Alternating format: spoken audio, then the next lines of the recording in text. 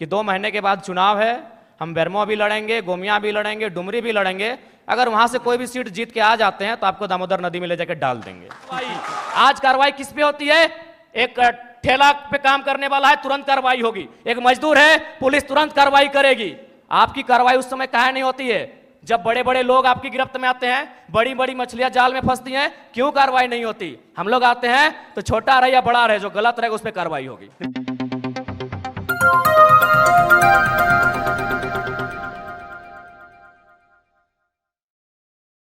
उनकी सांसें थी, उनके दोनों पांव को काटा गया था। उनकी सांसें चल रही थी, उनके दोनों हाथ को काटा गया था। उनकी सांसें चल रही थी, उनके दोनों आंख को निकाला गया था।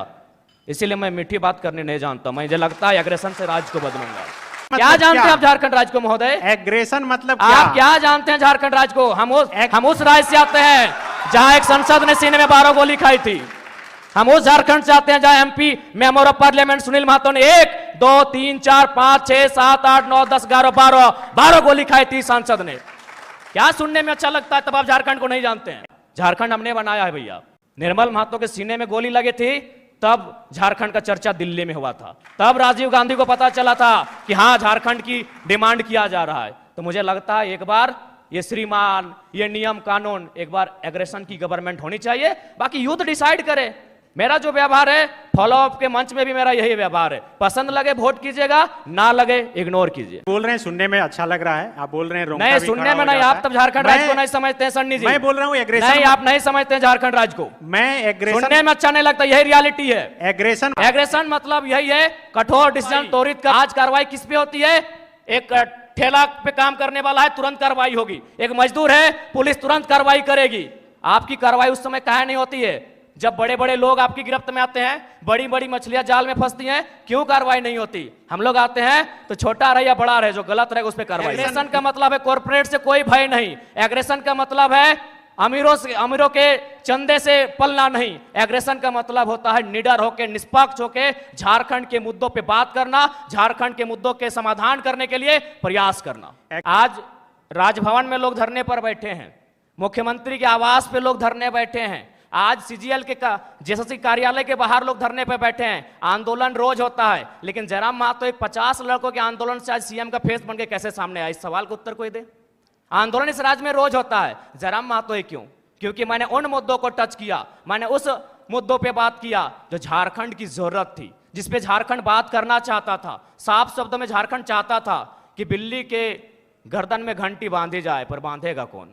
बेरमो कठारा की घटना है, वहां एक व्यक्ति का अटेंडेंस रोक दिया जाता है, पंच ब्लॉक कर दिया जाता है, जो नौकरी का प्रावधान होता है कोलियरी में। वो व्यक्ति हमारे पास आता है, आके हमें सुनाता है कि भैया ऐसा ऐसा बात है, मेरा कसूर इतना है कि झारखंडी है और हमें मतलब मेरा पंच को ब्लॉक कर दिया गया है, मेरे अटेंडेंस को रोक दिया गया है, तो कुछ उपाय किया जाए। तो हम उनको फ़ोन लगाते हैं, तो हमने परिचय दिया कि सर ऐसा क्यों करते हैं, गरीब आदमी है, बड़ी मुश्किल से रोजगार चलता है, तो इनको पुनः रख लिया जाए। तो उधर से आवाज़ आई कि आप कौन बोल रहे हैं? तो हमने कहा कि हम जयराम कुमार महतो बोल रहे हैं, वर्तमान में गिरिडीह लोकसभा लड़े हैं। तो बोला नहीं, आपसे हम परिचित नहीं है। तो हमें लगा कि शायद वो विधायक या सांसद की पैरवी सुनना चाहते हैं। तो मैंने इतना कहा था कि 2 महीने के बाद चुनाव है, हम बेरमो भी लड़ेंगे, गोमिया भी लड़ेंगे, डुमरी भी लड़ेंगे। अगर वहां से कोई भी सीट जीत के आ जाते हैं तो आपको दामोदर नदी में ले जाकर डाल देंगे। विश्वास कीजिए, विश्वास कीजिए, वो व्यक्ति का भी नाम बता देंगे, ऐसा नहीं हम झूठ बोल रहे। 10 सेकंड में उनका आवाज बदला कि जयराम बाबू बोलिए क्या बात है। अगर मेरे इस व्यवहार से उसका नौकरी बच जाता है तो मुझे अपने इस व्यवहार से कोई कंप्रोमाइज नहीं करना है। 24 साल आपने चला लिया श्रीमान करके, 24 साल आपने चला लिया नियम कानून की बात करके। हमें लगता है कि एक एग्रेसिव गवर्नमेंट आनी चाहिए और मेरा यही एग्रेशन मुझ में रहेगा। चूंकि मैं ना संजय मेहता जी के तर्ज पे मैं बरी से आता हूं, ना मैं चौपारण से आता हूं, ना मैं गढ़वा से आता हूं, मैं धनबाद से आता हूं। मैं एक घटना सुनाता हूं सुरेश महतो की, और विधायक मैडम बैठी हैं, हालांकि उस समय वो बहुत किस्सा पुराना है। वो झरिया विधानसभा की घटना है, वो भोरा क्षेत्र की घटना है। एक व्यक्ति है, उनका नाम है सुरेश महतो, मैं उस कौम का बेटा हूं। एक व्यक्ति थे, उनका नाम था सुरेश महतो, मैं उस कौम का बेटा हूं। उनको मारा गया था, उनकी सांसें थी, उनके दोनों पांव को काटा गया था।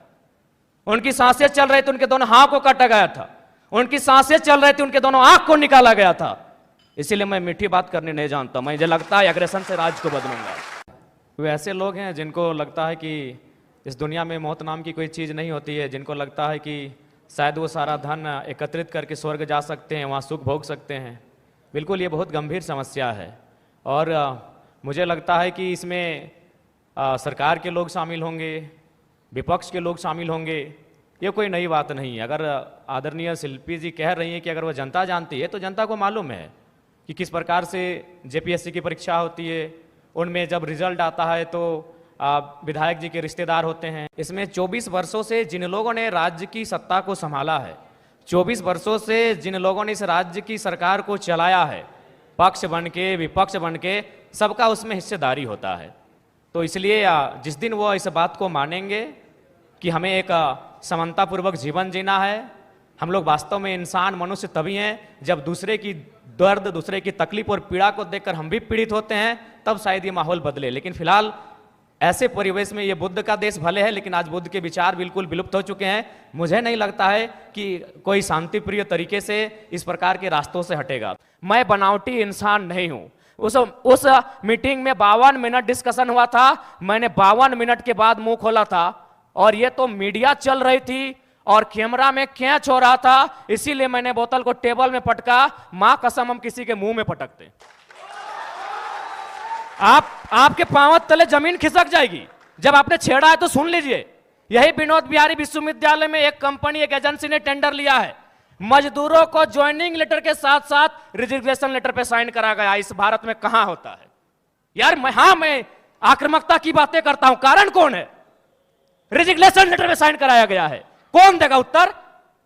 भारत देश में 4 स्तंभ है कहने को, न्यायपालिका, कार्यपालिका, विधायिका, पत्रकारिता। कौन रिस्पॉन्सिबल है कि ज्वाइनिंग? ताजुब की बात है, ज्वाइनिंग लेटर भी मिला है और उनको साइन भी करा लिया है। क्या बोलते हैं आप? रिजिग्नेशन लेटर, रिजाइन लेटर में भी साइन करवाया गया है। और एक घटना गोमिया की, जब मेरा सभा था बेरमो में, वो लड़का आया, उसने कहा कि जो एजेंसी है उनको पेमेंट देना होता है 20,000, लेकिन मेरा शर्त है उनका कि 20,000 आपके अकाउंट में देंगे, आपको 8,000 रिटर्न करना होगा, नहीं तो नौकरी से निकाल देंगे। उसके बाद भी अगर आपका खून नहीं खोलता है तो आप बनावटी लोग हैं, असल लोग नहीं है। अगर आप चाहते हैं मेरे अंदर की आक्रामकता कम हो, आप चाहते हैं मेरे अंदर की उग्र भावना कम हो, तो आज प्रबुद्ध लोग बैठे हैं। आज माननीय मंत्री दीदी बैठी हैं, आज माननीय मंत्री महोदय बैठे हैं, मंत्री 3 मंत्री बैठे हैं, आज प्रदेश अध्यक्ष महोदय बैठे, सांसद महोदय बैठे हैं, झारखंड मुक्ति मोर्चा के फिलहाल पालनहार हैं बैठे, आज विधायक मैडम बैठी हैं, यहां भी एक विधायक बैठे हैं, यहां भी एक विधायक बैठे हैं। ये लोग तय करें कि इस प्रकार का जुल्म, शोषण, अत्याचार एक आम व्यक्ति पे, यानी जो लोग हाशिए पर हैं, जो लोग निम्न स्तर पे हैं, उनके साथ अन्याय नहीं होगा। जयराम महतो प्रेम की कविताएं लिखेगा, इनकलाब की बातें नहीं करेगा। जयराम जी, कि अगर एक व्यक्ति पे कार्रवाई होती है और उस कार्रवाई से अगर हजारों स्टूडेंट को एक उम्मीद मिलती है, अगर एक व्यक्ति पे कार्रवाई होती है और हजारों किसानों की खुशहाली आती है, तो मुझे लगता है उस व्यक्ति पे कार्रवाई होनी चाहिए। और मैं अपना एक अनुभव बताना चाहूँगा। हालांकि ऐसे मंचों पे जहाँ एकेडमिक लोग आके सुन रहे हैं, इंटेलेक्चुअल लोग आके सुन रहे हैं, नहीं बोलना चाहिए, लेकिन मुझे मेरा जो कैरेक्टर है वो सबके सामने मैं आपको बताना चाहूँगा। ये बेरमो कठारा की घटना है। वहाँ एक व्यक्ति का अटेंडेंस रोक दिया जाता है, पंच ब्लॉक कर दिया जाता है, जो नौकरी का प्रावधान होता है कोलियरी में। वो व्यक्ति हमारे पास आता है, आके हमें सुनाता है कि भैया ऐसा ऐसा बात है, मेरा कसूर इतना है कि झारखंडी है और हमें मतलब मेरा पंच को ब्लॉक कर दिया गया है, मेरे अटेंडेंस को रोक दिया गया है, तो कुछ उपाय किया जाए। तो हम उनको फ़ोन लगाते हैं, तो हमने परिचय दिया कि सर ऐसा क्यों करते हैं, गरीब आदमी है, बड़ी मुश्किल से रोजगार चलता है, तो इनको पुनः रख लिया जाए। तो उधर से आवाज़ आई कि आप कौन बोल रहे हैं? तो हमने कहा कि हम जयराम कुमार महतो बोल रहे हैं, वर्तमान में गिरिडीह लोकसभा लड़े हैं। तो बोला नहीं, आपसे हम परिचित नहीं है। तो हमें लगा कि शायद वो विधायक या सांसद की पैरवी सुनना चाहते हैं। तो मैंने इतना कहा था कि 2 महीने के बाद चुनाव है, हम बेरमो भी लड़ेंगे, गोमिया भी लड़ेंगे, डुमरी भी लड़ेंगे। अगर वहां से कोई भी सीट जीत के आ जाते हैं तो आपको दामोदर नदी में ले जाकर डाल देंगे। विश्वास कीजिए, विश्वास कीजिए, वो व्यक्ति का भी नाम बता देंगे, ऐसा नहीं हम झूठ बोल रहे हैं। 10 सेकंड में उनका आवाज बदला कि जयराम बाबू बोलिए क्या बात है।